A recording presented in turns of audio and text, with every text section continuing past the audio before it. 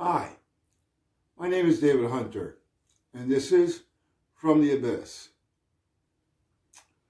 Today is a video I've been wanting to do for a while. It is entitled, Don't Call It Love. I borrowed that title from a Patrick Carnes book that was written many years ago on sexual addiction. Matter of fact, Patrick Carnes was the first person to classify sex as an addiction. And yes, when he did that, he was massacred by the community. I don't know if I believe it's an addiction or not, but it certainly has many of the principles that addictions do have. I'm a believer of choice, and that I choose in my life to act rightly or wrongly. Sexual addiction, or dysfunction, if you rather have me say it, is the uncle of recovery that nobody talks about. People snicker about. I know, I've been to meetings where guys would be like, oh, you're going to those meetings? I'd sure like to go and pick up some girls there. Really? Well, the people who go there, idiot, are people who've been raped, traumatized, molested. I can go on the list, and it's a disgusting list. And what happens is, when that happens to you at such a young age, or even a little older, it really messes up the way you look at sex. Many people look at sex or their partners as they want someone, maybe they saw their father hitting their mother. So they equate that to love. So that's what they seek out. Some people reenact, like I would do.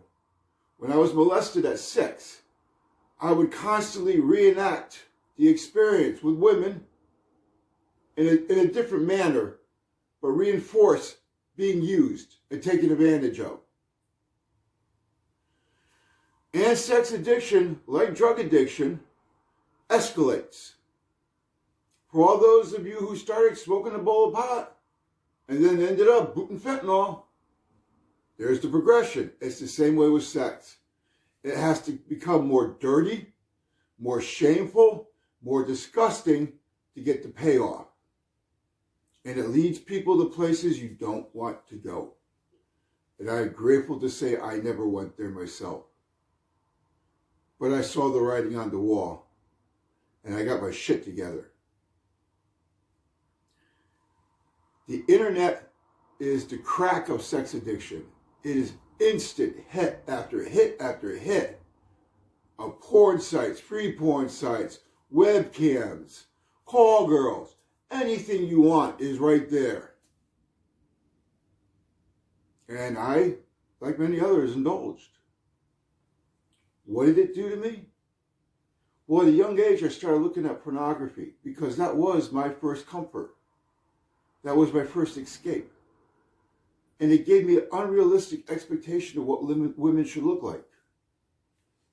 And I treated them as objects, not as people.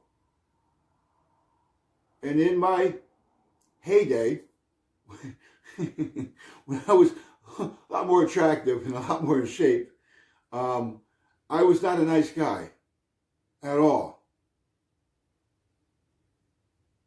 And I regret that deeply.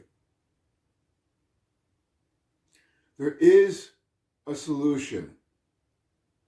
I found it. Now, I have gone to Sex Anonymous meetings, SLAA. There's a couple different ones. And they're all very good. But I think their focus is too limited. It's just on the sex. It's just on the problem. Like AA or NA. It's just focused on the problem. You need to get to the solution. So I discovered the solution in therapy. While not acting out, thanks to Suboxone, which I take, which helped decrease my libido. And there are medications that will do that for people. And working hard in therapy, I finally realized where it was all stemming from. What I was craving. What I was looking for. And you know what happened one day?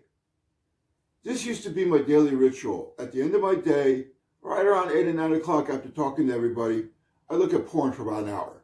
I just skip through it on the internet. Well, one day I'm looking through it, and it it just is doing nothing for me. And not even nothing for me. I'm feeling ashamed even looking at it. You know, and now I don't at all. You know, it's all through hard work. So, yes, stopping the behavior is important, but that's not the key. The key is discovering inside what caused it and fixing it. And that will get you the relief you want. So I can say, my name's David Hunter, and I'm no longer a sex addict. Can you say that? Have a good day.